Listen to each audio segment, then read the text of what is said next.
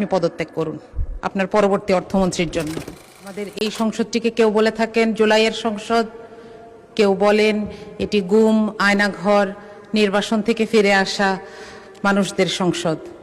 আমি গর্বিত এই সংসদের অংশ হতে পেরে। একই সাথে আমাদেরকে আরও একটি জিনিস বিব্রত করে যে এই সংসদে এমন 11 জন ঋণ খেলাপি আছেন একই দল থেকে, যাদেরকে দেখলে এখন মনে হচ্ছে যে এই ঋণ খেলাপির পরিমাণটা আমাদের জন্য একটি বোঝা। আমি যদি আপনাকে সংখ্যাটি বলি, এই বাজেটে ঋণ খেলাপির আমাদের মোট পরিমাণ 6,44,000 কোটি এবং করের পরিমাণ 6,95,000 কোটি।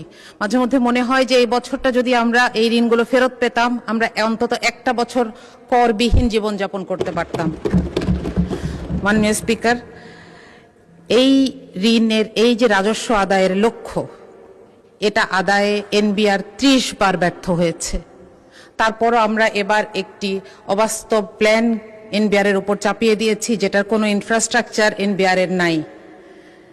এটা বারবার বলা হচ্ছে কাঠামোগত সংস্কার ছাড়া এই কর আদায় করা সম্ভব নয়, কিন্তু সেটার কোনো সুস্পষ্ট সংস্কার প্রস্তাব ছাড়াই আমরা এমন একটি প্রস্তাব দেখতে পাচ্ছি এ বাজেটে।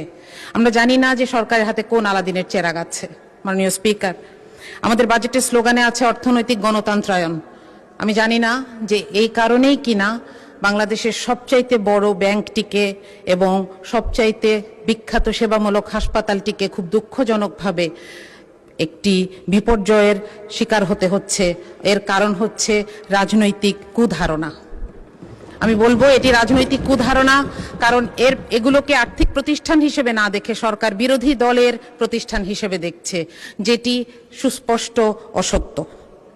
মাননীয় স্পিকার, গতকাল আমি একটি ফোন কল পেয়েছি। একজন মা আমাকে ফোন করেছেন, উনি সম্ভবত কোথাও থেকে আমার নাম্বার পেয়েছেন, উনি কাঁদছিলেন, উনি বেসরকারি চাকরি করেন। তিনি বলছিলেন যে আপা, আপনি সংসদে একটু বলবেন যে প্রধানমন্ত্রীকে আমরাও ভোট দিয়েছি, কিন্তু আমাদের জন্য তো কোনো নির্দেশনা নাই। আমি নিজেও এখানে আসার আগে একটি বেসরকারি চাকরিতে ছিলাম, আমরা জানি কি অমানবিক আচরণ এই বেসরকারি চাকুরিদের সাথে করা হয়। তাদের জন্য এখানে কোনো নির্দেশনা নাই।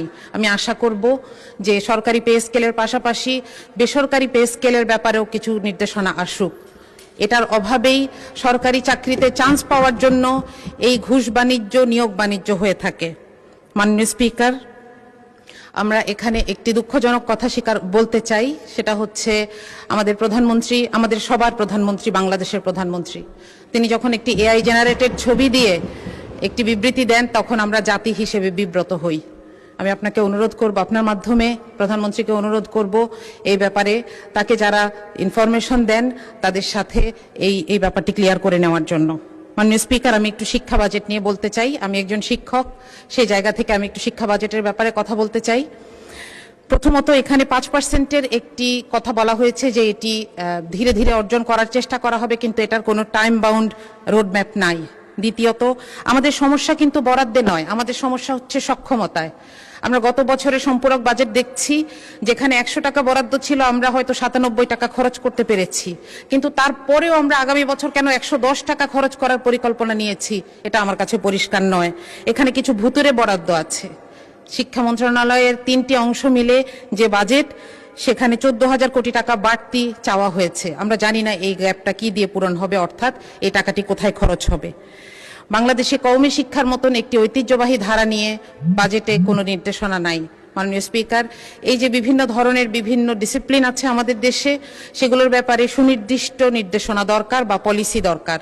যেমন আমাদের বিশ্ববিদ্যালয়গুলোকে বলা দরকার তারা যেন স্বায়ত্তশাসিত হয় এবং নিজেদের পয়সা নিজেরা জোগাড় করে।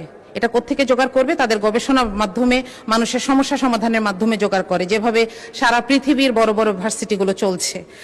আমাদের যদি এখানে আমরা বলি যে আলিয়া মাদ্রাসাকে বলি যে আপনারা মান উন্নয়ন করেন, আমরা আপনাদেরকে এমপিও ভুক্ত শিক্ষা প্রতিষ্ঠানগুলোর সমান পয়সা দিব। আমরা যদি বলি যে জাতীয় বিশ্ববিদ্যালয়কে বলি আপনারা এমপ্লয়মেন্ট তৈরি করেন, আপনাদেরকে আমরা ভর্তুকি দিব কিংবা আপনাদেরকে আমরা বরাদ্দ দিব। এভাবে তাদের সামনে সুনির্দিষ্ট লক্ষ্য ঠিক করে দেওয়া প্রয়োজন, মাননীয় স্পিকার। সুতরাং এইখানে শিক্ষা বাজেটে বিশেষ করে আমাদের আরো বেশি স্পেসিফিক এবং বিস্তারিত বাজেটের নির্দেশনা প্রয়োজন।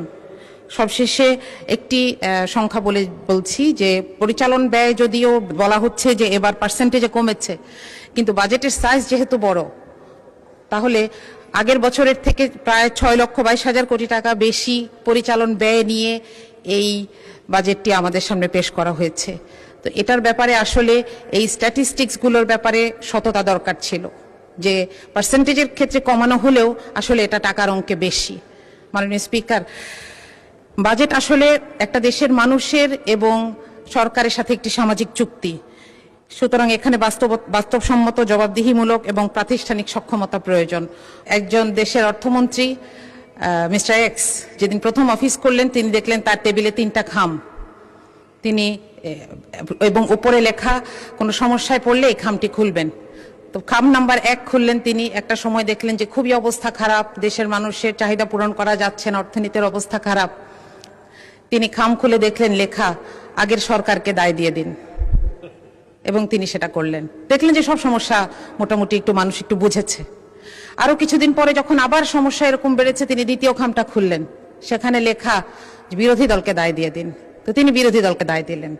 আরো কিছুদিন পর যখন দেখলেন যে আর পারা যাচ্ছে না, চলবে না, তখন তিনি তৃতীয় খামটি খুললেন, এখানে লেখা যে আরো 3টি খাম বানান এবং আপনি পদত্যাগ করুন আপনার পরবর্তী অর্থমন্ত্রীর জন্য। মাননীয় স্পিকার, সরকারের অংশ হিসেবে আমরা চাই না এই বাজেট আমাদের ব্যর্থতার দলিল হোক, আমরা চাই এই বাজেট বাস্তবায়ন হোক। এজন্য এটার যতগুলো অ্যানোমালি আছে, যতগুলো জায়গায় সমস্যা আছে, এগুলোকে দূর করেই আমরা সামনে এগোতে চাই। আপনাকে ধন্যবাদ মাননীয় স্পিকার।